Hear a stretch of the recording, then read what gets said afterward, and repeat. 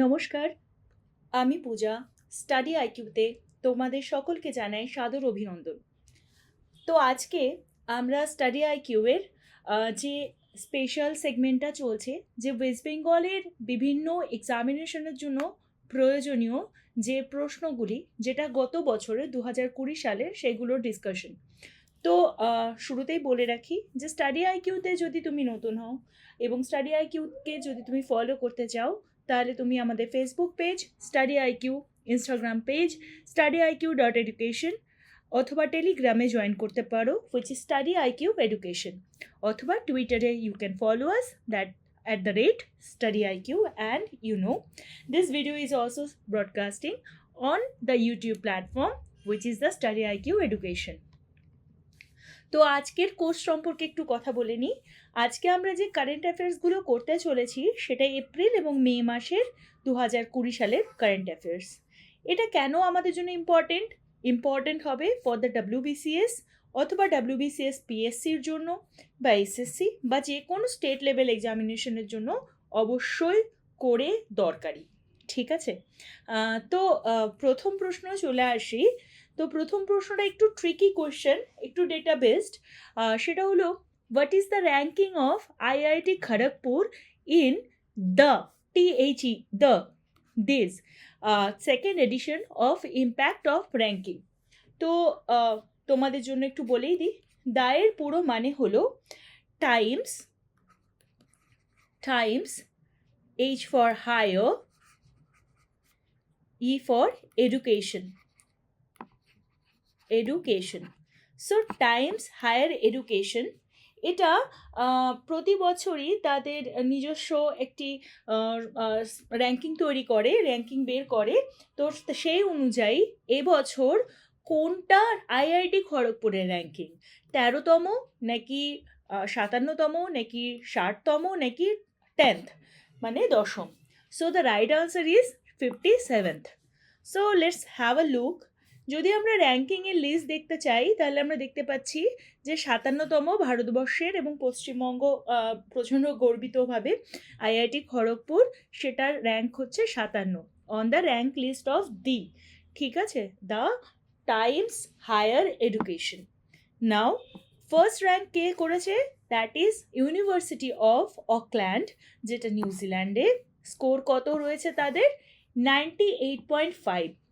কিছু স্পেশাল র্যাঙ্কিংয়ের ভিত্তিতে এই স্কোরগুলোকে ঠিক করা হয়।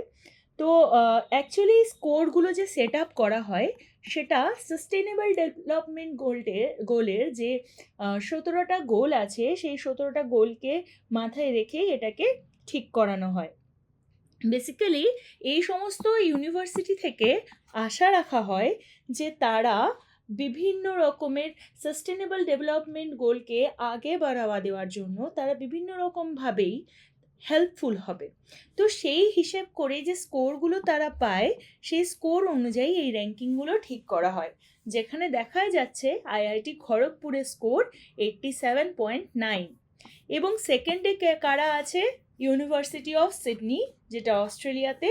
You can see the rank, which is the score is 98.1. 3 থার্ডে কে আছে? Western Sydney University, which is in Australia also. Number 4, La Trobe University, that is in Australia also. And number 5, Arizona State University. তো প্রথম 5-এর মধ্যে না থাকলেও প্রথম 5-এর numbering এটা, কিন্তু IIT খড়গপুরের নাম্বারিং হচ্ছে 57, ঠিক আছে। আচ্ছা, now we will be moving towards our next question, which is Rangokormi Theatre Group has been established by.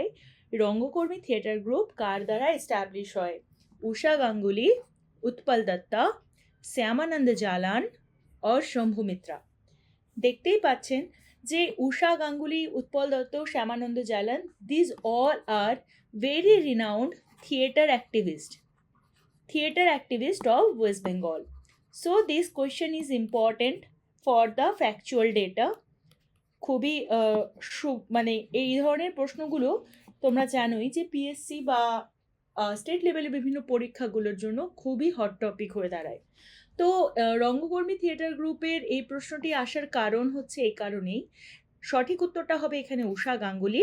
এবং এই প্রশ্নটা আসার পেছনের কারণ এটা যে রিসেন্টলি গত মে মাসে ঊষা গাঙ্গুলি নিধন হয়। তিনি রঙ্গকর্মী থিয়েটার গ্রুপ তৈরি করেন 1976 সালে। ঊষা গাঙ্গুলি সম্পর্কে যদি আমরা কথা বলি তাহলে খুব বিখ্যাত কিছু কাজ যেমন মহাভোজ, রুদালি, কোর্ট মার্শাল, অন্তর্যাত্রা বা অন্তর্যাত্রা, এই সমস্তগুলো কিন্তু তার বিখ্যাত প্রোডাকশনের মধ্যে আছে।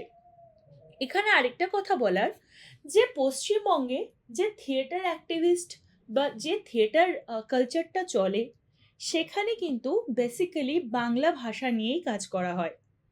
কিন্তু ঊষা গাঙ্গুলি তিনি এমন একজন মানুষ ছিলেন, তিনি ছাড়াও আরেকজন পশ্চিমবঙ্গে ছিলেন, তার নাম হলো শ্যামানন্দ জালান। তিনি পদাতিকের প্রতিষ্ঠাতা এবং তিনি ঊষা গাঙ্গুলির সঙ্গে একমাত্র মানুষ যারা হিন্দিতে থিয়েটার করতেন কলকাতাতে বসে। তো বোঝাই যাচ্ছে এই ধরনের পার্সোনালিটি এতটাই এমিনেন্ট, যদিও পশ্চিমবঙ্গ কেন্দ্রিক তাদের কাজকর্ম, কিন্তু পুরো ভারতবর্ষে তাদের কাজ একটি ছাপ ফেলে গেছে। তো এখানে আরেকটা কথা মনে রাখার মতো, সেখানে যে ঊষা গাঙ্গুলি প্রত্যেকের পরিচিত, অত্যন্ত পরিচিত ঋতুপর্ণ ঘোষের রেইনকোট মুভিতে কিন্তু স্ক্রিপ্টিংয়ের সময় তিনি কাজ করেছিলেন।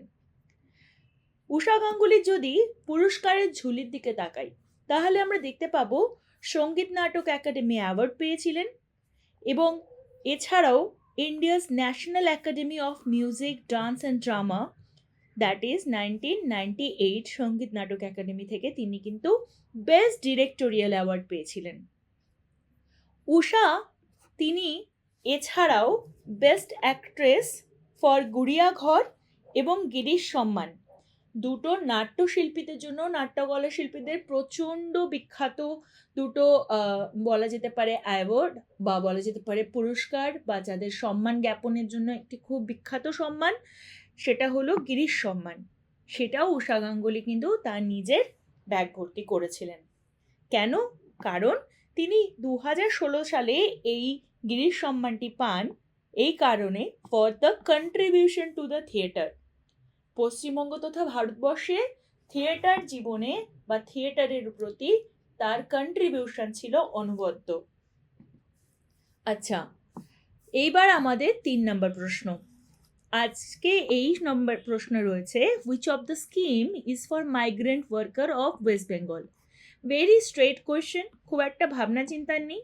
যদি গত বছরের স্কিমগুলো তোমরা পড়ে থাকো তাহলে একবারেই এর উত্তর দেওয়া সম্ভব। তো অপশনগুলো দেখে নিই, প্রকল্প, প্রচেষ্টা, স্নেহের পরশ নাকি উন্নতি। একদম ঠিক, তোমরা ঠিক ধরেছ, সঠিক উত্তর হবে স্নেহের পরশ। কারণ স্নেহের পরশ যে স্কিমটা তৈরি করা হয়েছিল সেই স্কিমের আসল কারণ ছিল to provide support for the migrant worker. কোথাকার? যারা ওয়েস্ট বেঙ্গলের, এবং তারাই যে সমস্ত মাইগ্রেন্ট ওয়ার্কাররা ভারতবর্ষের বিভিন্ন প্রান্তে আটকা পড়ে গেছিলেন। কারণ কি? ডিউ টু দ্য কোভিডের লকডাউনের কারণে যে মাইগ্রেন্ট ওয়ার্কাররা, পশ্চিমবঙ্গের বিভিন্ন মাইগ্রেন্ট ওয়ার্কাররা ভারতবর্ষের এ প্রান্ত থেকে ও প্রান্ত কোনায় কোনায় আটকা পড়ে যান, এবং তাদেরকেই সাপোর্ট দেওয়ার জন্য এই স্নেহের পরশ স্কিমটিকে আনা হয়। এই স্কিমটি লাগু হওয়ার জন্য, যার প্রতি লাগু হবে তার যে এলিজিবিলিটিগুলোকে ধার্য করা হয়েছিল, তার মধ্যে এটা ফার্স্ট, যে মানুষের প্রতি এটা দেওয়া হবে তাকে কিন্তু অবশ্যই একজন পশ্চিমবঙ্গের বাসিন্দা হতে হবে। তো পশ্চিমবঙ্গের বাসিন্দা এটা কিভাবে তারা প্রমাণ করবে? হয় তার কাছে খাদ্যসাথী নাম্বার থাকবে অথবা ভোটার কার্ডের নাম্বার থাকবে। এই দুটোর মাধ্যমে যে সমস্ত মানুষরা ভারতবর্ষের বিভিন্ন প্রান্তে আটকা পড়েছিল তাদের এই প্রুফ অফ রেসিডেন্সটা দেখিয়ে তাদেরকে কিন্তু ঘরে ফেরানোর দায়িত্বে পশ্চিমবঙ্গ সরকারের এই স্কিমটি কাজে লাগে।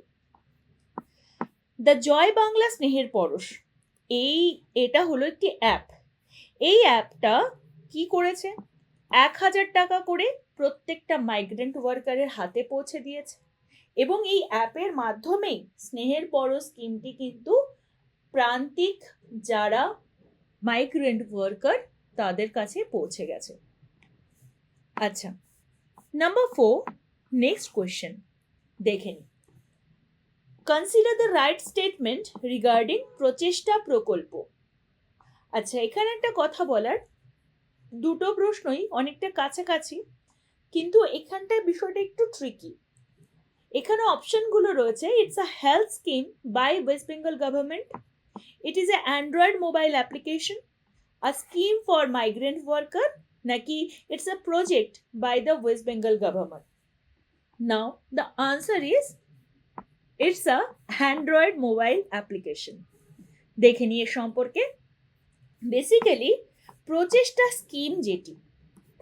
স্কিম যেটা ডেইলি ওয়েজ ওয়ার্কার, মানে দৈনিক লেবার যারা কাজ করে, তারা তাদের জীবনযাত্রা, তাদের জীবনধারা, জীবনশৈলী মারাত্মকভাবে ডিস্টার্ব হয়ে যায় লকডাউনের কারণে, এবং পুরো দেশব্যাপী এই লকডাউন চলে।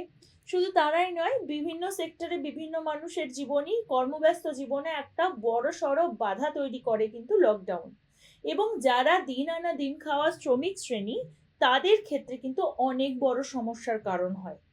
তো সেই কারণেই যে বেনিফিশিয়াররা, এর যে যারা এলিজিবল, তাদেরকে 1,000 টাকা করে ডাইরেক্টলি তাদের ব্যাংকে দেওয়ার যে প্রচেষ্টা পশ্চিমবঙ্গ সরকারের তরফ থেকে নেওয়া হয়েছিল, তার নামই ছিল প্রচেষ্টা স্কিম। বেসিক্যালি এই প্রচেষ্টা স্কিমটিকে আয়ত্ত করার জন্য যে মোবাইল অ্যাপ্লিকেশনটাকে রাখা হয়, তার নামই ছিল প্রচেষ্টা প্রকল্প।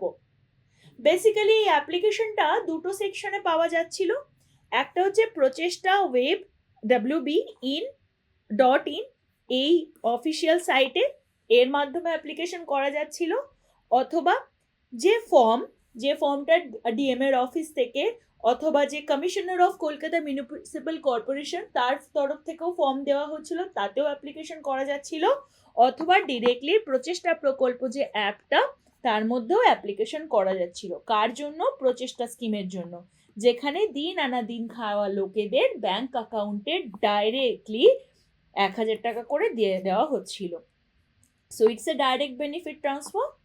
আচ্ছা, এখানে কারা, কোন মানুষরা এর জন্য অ্যাপ্লিকেবল ছিল?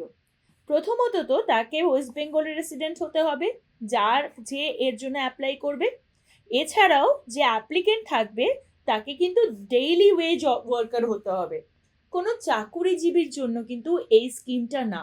এবং তার সাথে তাকে এটাও প্রমাণ দিতে হবে যে তিনি হলেন তার ফ্যামিলির একমাত্র আর্নিং মেম্বার।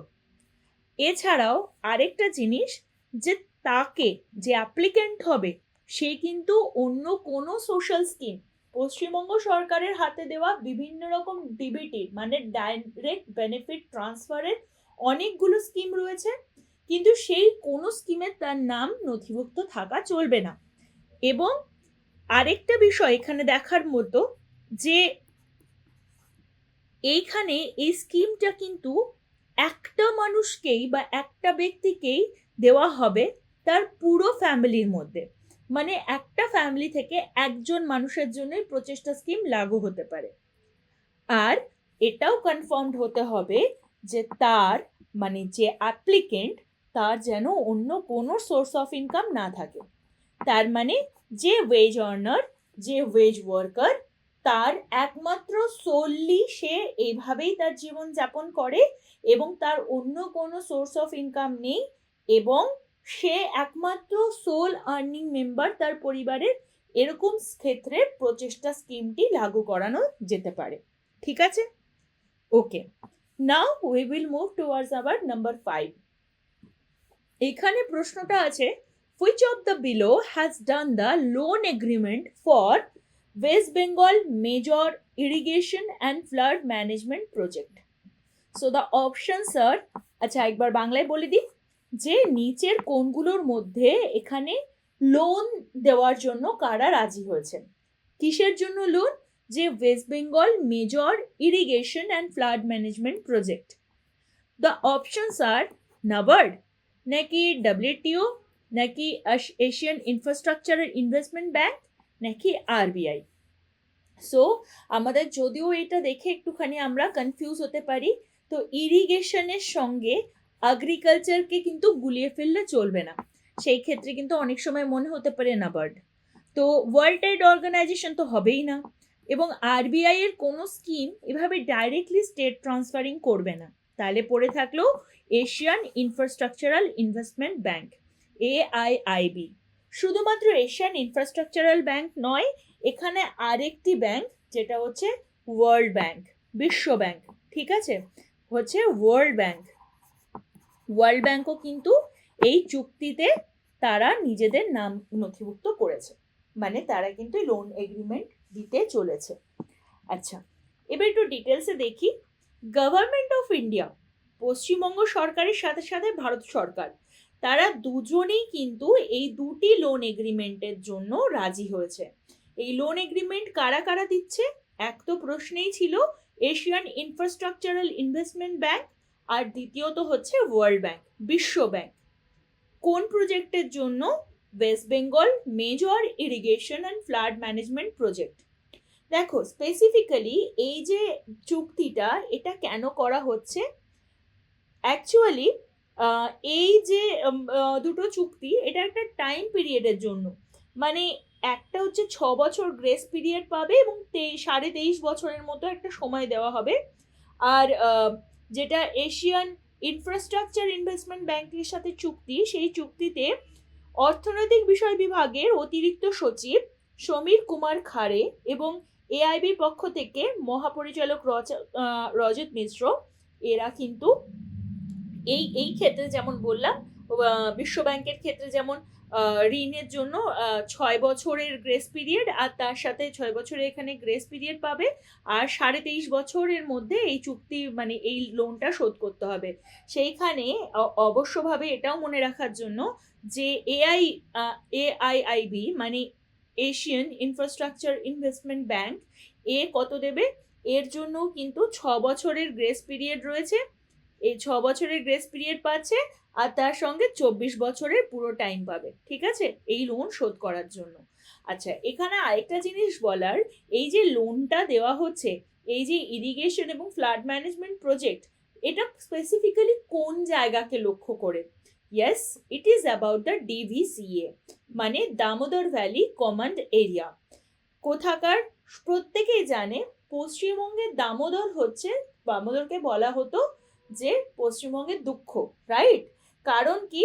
কারণ দামোদরে কন্টিনিউয়াস ফ্লাডিং এর কারণে বন্যা কবলিত এরিয়া ওখানে তৈরি হয়, এবং এখানটা যদি ভাবা যায় যে এতটাই ডেঞ্জারাস বন্যা হয় এখানে, যে তার ফলস্বরূপ দেখা যায় যে বেসিক্যালি দেখো, ডিভিসির যদি বয়সের কথা বলি, দামোদর ভ্যালি কমান্ড এরিয়া, এর বয়স হয়ে গেছে 60 বছর। কারণ কি? এর 60 বছর ধরে এর কোনো আধুনিকীকরণ ঘটেনি, এবং ওই পুরনো যে টেকনোলজি, পুরনো যে ইনফ্রাস্ট্রাকচার, সেটাই হচ্ছে এখন অব্দি কন্টিনিউ হচ্ছে, রাইট? তো এবং এই অবস্থাতে যে দামোদরের যে অববাহিকা অঞ্চল, সেইগুলো বেসিক্যালি মারাত্মকভাবে ফ্লাড প্রন এবং প্রচন্ড রকমের মানুষের ক্ষতি করে। যদি আমরা হিসাব করি যে কতটা ক্ষতি হয়, তাহলে আমরা দেখব যে 33,500 হেক্টর, ঠিক আছে, 33,500 হেক্টর জমি কিন্তু এর দ্বারা ক্ষতিগ্রস্ত হয় প্রতি বছর। এবং যদি মানুষের ক্ষতির সংখ্যা দেখি, তাহলে প্রায় 4.5 লাখের বেশি মানুষের বার্ষিক ক্ষতিগ্রস্ত এখানে হয়।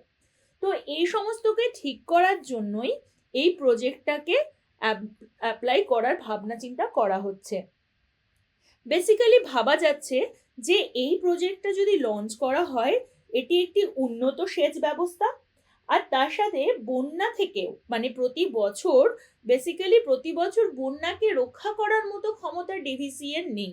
তার কারণ এটাই যে 60 বছর ধরে এতটাই পুরনো হয়ে গেছে যে বর্তমানে এটা সব থেকে বেশি দাবি করে মডার্নাইজেশনের জন্য, রাইট? তো এই অবস্থাতে বেসিক্যালি যদি ভাবা যায়, তাহলে দেখা যাবে শুধুমাত্র দামোদরের অববাহিকা অঞ্চল এমন নয়, প্রায় 5টি জেলার প্রায় 2.7 মিলিয়ন কৃষকরা কিন্তু এর থেকে উপকৃত হবেন, ঠিক আছে? তো সেই কারণেই এটা একটা এমন লেভেলের একটি কাজ হয়ে গেছে যেখানে ওয়ার্ল্ড ব্যাংক এবং AIIB মানে এশিয়ান ইনফ্রাস্ট্রাকচারাল ইনভেস্টমেন্ট ব্যাংক খুব সহজেই এখানে লোনের জন্য এগ্রিমেন্ট করে গেছে। টোটাল আউটলে কত এই প্রজেক্টটার জন্য, কিছু ডেটা এখানে দেওয়া হয়েছে। 413.8 মিলিয়ন। আর যেখানে গভর্নমেন্ট অফ ওয়েস্ট বেঙ্গলের টাকা কতটা আছে, 123.8 মিলিয়ন ফর দিস প্রজেক্ট। ঠিক আছে, এই দুটো জিনিস একটুখানি ফ্যাকচুয়াল ডেটা একটু মনে রাখলে সুবিধা হবে। Okay, now we will move towards our next question. Question number 6, Mati স্মৃতি স্কিম 2। মাটি স্মৃতি স্কিমটা কিসের জন্য? এনরিচ সয়েল ফার্টিলিটি, নাকি ইউটিলাইজেশন অফ ব্যারেন ল্যান্ড, নাকি schemes for distribution of land, নাকি schemes for volatile land labour? তো এটাও একটা ট্রিকি প্রশ্ন। যদি না জানা যায় স্কিমটা, তাহলে উত্তর দেওয়াটা কিন্তু মুশকিল। Yes, the right answer is utilization of the barren land. ঠিক আছে, আচ্ছা, এখানটায় মাটি স্মৃতি গভর্নমেন্টের, আমাদের পশ্চিমবঙ্গ গভর্নমেন্টেরই এটি একটি স্কিম, যেখানে 50,000 একর ব্যারেন ল্যান্ড, মানে 6টা ডিস্ট্রিক্টে এরকম ল্যান্ড যেগুলো বহু বছর ফসল দিতে পারে না বা ইনফার্টাইল, যেখানে কোনো চাষাবাদ হয় না, এমন সব ব্যারেন ল্যান্ডকে এই প্রচেষ্টার মাধ্যমে তার আমব্রেলা টার্মের নিচে নেওয়া হয়েছে। ঠিক আছে, এখানে এইমস কি ধরা হয়েছে, এই মাটি স্মৃতি প্রচেষ্টা যে প্রকল্পটা, এটা কি করবে? এটা ইনকাম জেনারেটিং অ্যাক্টিভিটিস হবে ডেফিনেটলি, যেখানে হর্টিকালচার অ্যান্ড পিসিকালচার, এখানে লোকাল লোকেদেরকে ইনভলভ করা হবে। হর্টিকালচার অ্যান্ড পিসিকালচার তোমরা জানো এটা খুব ভালোভাবে। বেসিক্যালি হর্টিকালচারের মানে হলো যেখানে সবজি সম্পর্কিত চাষাবাদ, এবং pisciculture is about the fishing. Now there is at least 50,000 acre of barren land in Bankura. কোন কোন জায়গায় এখানে এই 6টা ডিস্ট্রিক্ট কি কি হবে? এক তো Bankura, Birbhum, Purulia, Jhargram, West Bardhaman, West Midnapore district. এবং এর ক্ষেত্রে এই 6টা ডিস্ট্রিক্টেই যে সমস্ত এরিয়াগুলো এতদিন ধরে বাঞ্জার হয়ে পড়েছিল বা সম্পূর্ণ অনুর্বর অবস্থায় বিনা চাষাবাদে পড়েছিল, সেইগুলোতে কিন্তু কাজ করানো হবে। নাও বেসিক্যালি এই যে স্কিমটা, এটা কিন্তু পরিবেশের সাথে খাপ খাইয়ে চলার মতো একটি scheme. So it's a environment friendly scheme. Farmers যারা থাকবে তারা লোকাল হবেন, এবং they will be constituting cooperative societies. যারা এখানে চাষি কমিউনিটিস থাকবে তারা একটি কোঅপারেটিভ সোসাইটিস মাধ্যমে, যার মাধ্যমে কোঅপারেটিভ ব্যাংক থেকে তারা ফাইন্যান্সিয়াল সাপোর্টও পাবে। ঠিক আছে, অর্থনৈতিকভাবেও তারা এখানে হেল্পড হবে। প্রেফারেন্স এখানে দেওয়া হবে would be given to the local. এখানে অন্য বাইরের লোকের থেকে যারা লোকাল ফার্মার তাদেরকে এখানে দেওয়া হবে। বেসিক্যালি এই প্রজেক্টটার মধ্যে women self help group, very important thing in West Bengal, women self help গ্রুপরাও কিন্তু এতে অতটাই নিজেদেরকে এই প্রজেক্টের সাথে ইনভলভ পাবে।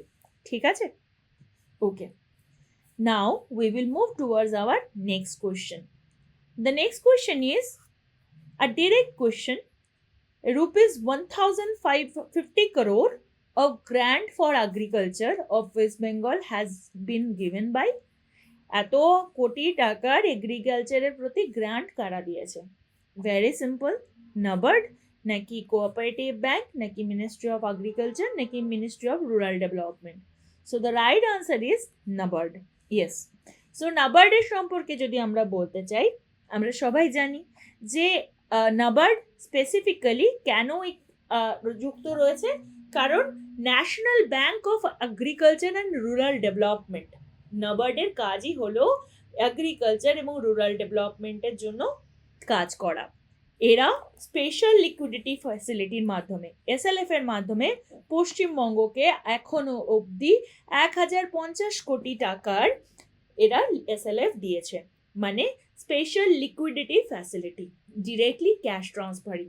ওকে, so far the current fiscal year for the welfare of farmer and poor people in the state, basically এই যে গ্র্যান্টিং এটা কি করবে, এটা সম্পূর্ণ কারেন্ট যে ফিসকাল ইয়ার তাতে এবং ওয়েলফেয়ার অফ ফার্মার মানে যারা চাষি তাদের উন্নতি প্রকল্পকরণের জন্য এই টাকাটা কিন্তু হেল্পফুল হবে। বেসিক্যালি 300 কোটি টাকা এমএফআই মানে মাইক্রো ফাইন্যান্স ইনস্টিটিউশনের মাধ্যমে দেওয়া হয়েছে এবং 700 কোটি টাকা কোঅপারেটিভ ব্যাংক এবং 50 কোটি রুরাল ব্যাংকের জন্য দেওয়া হয়েছে। তো 1050 কোটির মধ্যে দিস আর দ্য ডিভিশন আরআরবির মধ্যে এবং এমএফআই এর থ্রুতে এবং কোঅপারেটিভের থ্রুতে। নাও এই যে টাকাটা দেওয়া হয়েছে, what is the aim for this? এই এগ্রিকালচারের জন্য যে লোনিংটা দেওয়া হয়েছে এটা কিসের জন্য দেওয়া হয়েছে? বেসিক্যালি ফার্স্ট যে কোঅপারেটিভ ব্যাংকগুলো রিসোর্সকে বাড়িয়ে দেওয়া, ঠিক আছে, এবং যেগুলো রুরাল ডেভেলপমেন্ট ব্যাংক যেগুলো RRB to enable them to extend credit to the farmer for taking up pre monsoon and kharif 2020 operation.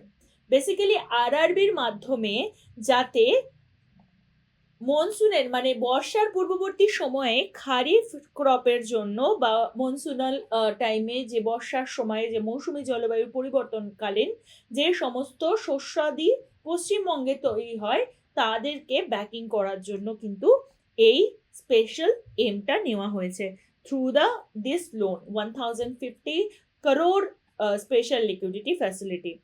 এছাড়াও কি করবে, এটা ক্রেডিট সাপোর্ট করবে কাকে? রুরাল এরিয়াজের important for the sustain agriculture operation continuous চলে, টেকসই হয়, ভালোভাবে চলে, কারণ করোনা ভাইরাসের কারণে সমস্ত কাজকর্ম কিন্তু বন্ধ পড়ে গেছে। সেই কারণে এই জায়গাটাকে বুস্ট আপ করানোর জন্যই এই লোনিং এই হেল্পটা এক্সটেন্ড করানো হয়েছে, রাইট? সো নাবার্ডের হেডকোয়ার্টার তোমরা প্রত্যেকেই জানো Mumbai মহারাষ্ট্রতে, and who is the chairman of NABARD? Govinda Rujaulu Chintala. Okay, now we will move forwards our next question. So the question is very tricky and very tough as well, but still, which of the among develop nanomedicine to alter oxidative stress to treat COVID-19? এখানে নিচের কোন ইনস্টিটিউশনটা nanomedicine develop করেছে COVID-19 oxidative স্ট্রেসকে কম করানোর জন্য? Oxidative stress কাকে বলে? যে ব্লাডের বিভিন্ন সেলগুলোতে অক্সিজেনের মাত্রায় হ্রাস বা বৃদ্ধির কারণে শরীরের মধ্যে হওয়া বিভিন্ন ভাইরাস বা জীবাণুগুলোর অ্যাক্টিভিটি বাড়িয়ে দেওয়া বা কমিয়ে দেওয়ার জন্য যে স্ট্রেস তৈরি হয় তাকে বলা হয় অক্সিডেটিভ স্ট্রেস। তো এখানে প্রশ্নের উত্তরগুলো কি একবার দেখে নিই। SN Bose National Centre for Basic Science, নাকি সিপলা, নাকি ভারত বায়োটেক ইনস্টিটিউশন, নাকি IIT Kharagpur? Yes, the correct answer is A, option A, SN Bose National Centre for Basic Science. Basically যারা সায়েন্টিস্টরা, তোমরা এখন জানো কোভ্যাক্সিন বা কোভিশিল্ড অলরেডি সব জায়গাতে সার্কুলেট হতে শুরু করেছে, সাকসেস রেটও ঠিকঠাক। কিন্তু যখন মে মাসে সময়ে যখন বিভিন্ন ইনস্টিটিউশনগুলো, বিভিন্ন সায়েন্টিফিক ফোরামগুলো, বিভিন্ন মেডিসিনাল রিসার্চ সেন্টারগুলো কোভিডের তৈরি করতে শুরু করে, তারা বিভিন্ন রকমভাবে কাজ করে। তার মধ্যে এই SN Bose National Centre for Basic Science which is called SNBNCBS কলকাতার, এরা কিন্তু ন্যানো মেডিসিন তৈরি করে যেটা সেফও বলা হয়েছিল এবং কস্ট এফেক্টিভ। ন্যানো মেডিসিনের কাজ কি যদি বলি, তাহলে অ্যাকচুয়ালি যে ওষুধ তৈরি হয় সেটা ম্যাগনেসিয়াম লবণ থেকে নিষ্কাশিত ন্যানো পার্টিকেল, মানে ছোট ছোট যে পার্টিকেলসগুলো পাওয়া যায়, যেমন লেবু থেকে যেমন সাইট্রাস পাওয়া যায়, ঠিক সেই রকম ন্যানো মেডিসিন ম্যাঙ্গানিজ ন্যানো টেকনোলজির সাথে মিলিত হয়ে তৈরি করানো হতো। এবং এর দ্বারা কি বলা হচ্ছিল যে এটা প্রচুর ডিজিজ যেগুলো অক্সিডেটিভ স্ট্রেসকে অল্টার করে বডিতে, সেইগুলোকে কিন্তু ট্রিট করতে হেল্প করতে পারে। So not only for the covid, ওয়েসে কোভিডকে তো এটা সাপোর্ট করতেই এটা বলা হচ্ছিল, কিন্তু কোভিড ছাড়াও বিভিন্ন রকম প্রবলেমগুলো, যেমন বিভিন্ন রোগ নিরাময়ের জন্য যে যখন যেমন অক্সিডেশনের প্রক্রিয়া হয় বা ইনস্টিটিউশনে গবেষণার জন্য যেমন হাইড্রোজেন পারঅক্সাইড ব্যবহার করা হয়, এই সমস্ত ব্যবহারের দ্বারা বলা হচ্ছিল যে ন্যানো মেডিসিন কিন্তু হেল্প করতে পারে। কিন্তু বর্তমানে তো সবাই জানে যে কোভ্যাক্সিন বা কোভিশিল্ডই আলটিমেটলি গিয়ে অ্যান্টিঅক্সিডেন্টের কাজ করছে। তো নাও দিস ওয়াজ ইম্পর্টেন্ট বিকজ মে নাগাদ S N. Bose National Centre for Basic science এই ধরনের একটা ভাবনা চিন্তা করেছিল যে কোভিড-19 একটি ফলপ্রসূ ওষুধ তৈরি করার জন্য। কিন্তু কলকাতায় সিচুয়েটেড বলে পশ্চিমবঙ্গের কারণে এটি কিন্তু একটু ইম্পর্টেন্ট টপিক। আচ্ছা, এস.এন. বোস ন্যাশনাল সেন্টারের ডিরেক্টরকে সমিত কুমার রায়, আর এখানকার উপাচার্যকে বিশ্বজিৎ চক্রবর্তী। এস্টাবলিশ কবে হয়েছিল? 1986। Now we will move towards our next question, which is who served as the director of Maulana Abul Kalam Azad Institution of Asian Study under the Ministry of Culture, Government of India? প্রথমত তো Maulana Abul Kalam Azad institution, যেটা পশ্চিমবঙ্গে অবস্থিত, এবং এখানে institution of the Asian studies under the, এটা কার আন্ডারে? Directly কিন্তু ministry of culture, government of ইন্ডিয়ার আন্ডারে। So this is not a state university. So remember, Abul Kalam Azad institution of Asian study is not a state university. Now what is the option? এদের মধ্যে কে ছিলেন যিনি director of Maulana Abul Kalam Azad institution হিসাবে তিনি serve করেছেন? তো দ্য আনসার্স আর উষা গাঙ্গুলি। সকলে বুঝেই গেছে this is not going to B the right answer because Usha Ganguly herself is a theatre activist, right? Okay, Harishankar Vasudevan, he is not, though he is not West Bengal Bangali actually, নাকি বিপিন চন্দ্র পাল, নাকি Amartya Sen? Yes, the answer is quite different. But the right answer is the Harishankar Vasudevan. কে ছিলেন হরিশঙ্কর বাসুদেবন এবং কেন এই প্রশ্নটির চর্চা করা হচ্ছে? বেসিক্যালি তিনি একজন বিখ্যাত হিস্টোরিয়ান ছিলেন এবং তিনি 68 বছর বয়সে, মাত্র 68 বছর বয়সে করোনা ভাইরাসের কারণে মে 6, 2020 সালে তার দেহত্যাগ হয়। তিনি director of Maulana Abul Kalam Azad institution of Asian study under the Ministry of culture, government of ইন্ডিয়ার তিনি অ্যাজ এ ডিরেক্টর তিনি সার্ভ করেছেন। আর মৌলানা আবুল কালাম আজাদ ইনস্টিটিউশনকে সম্পর্কে যদি বলা হয়, it's a autonomous research institution based in Kolkata, ঠিক আছে? এবং এটার ফান্ডিং কারা করে? Funding is directly by the Ministry of Culture of the Government of India. And কবে ফাউন্ডিং, এর ফাউন্ডিং ডেট কবে? 4th January 1993। অ্যান্ড বেসিক্যালি আমরা যদি হিস্টোরিয়ান হরিশঙ্কর বাসুদেবন সম্পর্কে একবার মনে করতে যাই, তাহলে হি ওয়াজ ভেরি ফেমাস, প্রচণ্ড প্রসিদ্ধ। তার কাজ ছিল কি? In the Russian and central Asian history, Russian এবং সেন্ট্রাল এশিয়ার হিস্ট্রি সম্পর্কে তার কিন্তু একটা অসাধারণ মানে তিনি প্রসিদ্ধতা লাভ করেছিলেন, এবং এটি কারণেই পরবর্তীতে তিনি কিন্তু Maulana Abul Kalam Azad institution of Asian স্টাডির একজন ডিরেক্টর পদে নিযুক্ত হন। Now, this is the last question of the day, is who captained Calcutta University in both football and cricket in the same year? Yes, who is the person? কে কলকাতা ইউনিভার্সিটির হয়ে কাপ্তান হয়েছিলেন football এবং cricket একই বছরের জন্য? So the options are P.K. Banerjee, Chuni Goswami, Tutu Bose or S.K. Gupta. So everyone eminent player of Mohun Bagan, I guess, and Chuni Goswami is the right answer, where he captained the Calcutta University in both football and cricket. একই বছরে football এবং ক্রিকেটের জন্য চুনি গোস্বামী কিন্তু captainship করিয়েছিলেন। তো গোস্বামী সম্পর্কে কেন আমরা কথা বলছি, তার কারণ আগেন 2020 সালে বিভিন্ন ব্যাড নিউজের মধ্যে পিকে ব্যানার্জিকে যেমন পশ্চিমবঙ্গ হারিয়েছে, চুনি গোস্বামীকেও তেমন হারিয়েছে। তো বেসিক্যালি চুনি গোস্বামী প্রচণ্ড বিখ্যাত, শুধুমাত্র পশ্চিমবঙ্গ না, তিনি পুরো ভারতবর্ষ এবং ইন্টারন্যাশনাল ওয়েতে তিনি কিন্তু বিখ্যাত। বেসিক্যালি তিনি 50টা ম্যাচ খেলেন ইন্ডিয়াতে অ্যাজ আ ফুটবলার। কবে থেকে কবে? 1956 থেকে 1964 সাল অবধি। কিন্তু মজার কথা, হয়তো অনেকে জানবে অথবা জানবে না, গোস্বামী কিন্তু একজন সাকসেসফুল ক্রিকেটারও ছিলেন।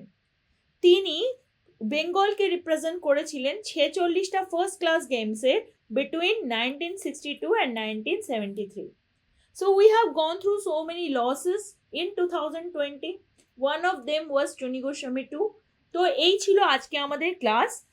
আর আবার একটা কথা, যদি তোমাদের কোনো কোয়েশ্চেন্স থাকে, so you can directly contact at this number 9580048004 and 7291059476. So this was the class for today. Thank you very much for watching Study IQ. Please keep continuing the classes. I hope it's going to be very helpful for your any kind of examination at the state level. So see you soon.